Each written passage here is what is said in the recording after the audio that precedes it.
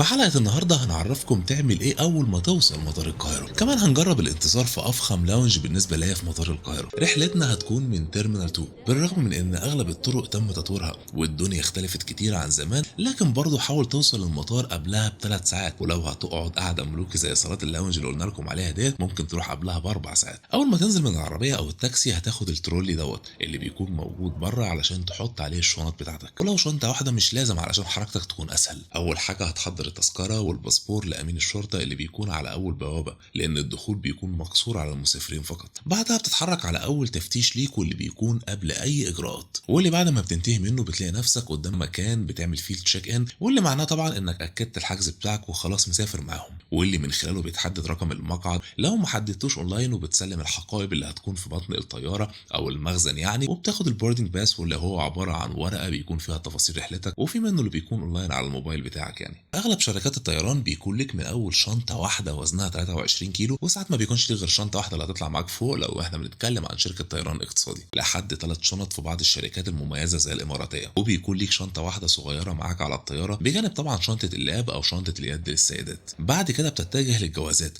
المكان اللي بتاخد منه ختم الخروج من الدوله، واللي زي ما احنا عارفين منه بيتم فحصك لو في اي مانع من السفر. بعدها بتتجه للتفتيش الاخير واللي بعده المنطقه الحره اللي بيكون فيها الاسواق الحره والجيتس او البوابات اللي واحده منهم هتكون على طيارتك في الميعاد الخاص بيها. وهنا طبعا بتلاقي عندك وقت للانتظار، وبيكون قدامك خيارين. الخيار الاول وهو الانتظار على المقاعد ديت بجانب البوابه اللي هيكون فيها الطياره بتاعتك، واللي طبعا بتقدر تعرفها من خلال البوردنج باس اللي بيكون معاك، او الخيار الثاني لو معاك كروت بنكيه بتقدر تدخل اللاونج واللي هتشوفوه معانا.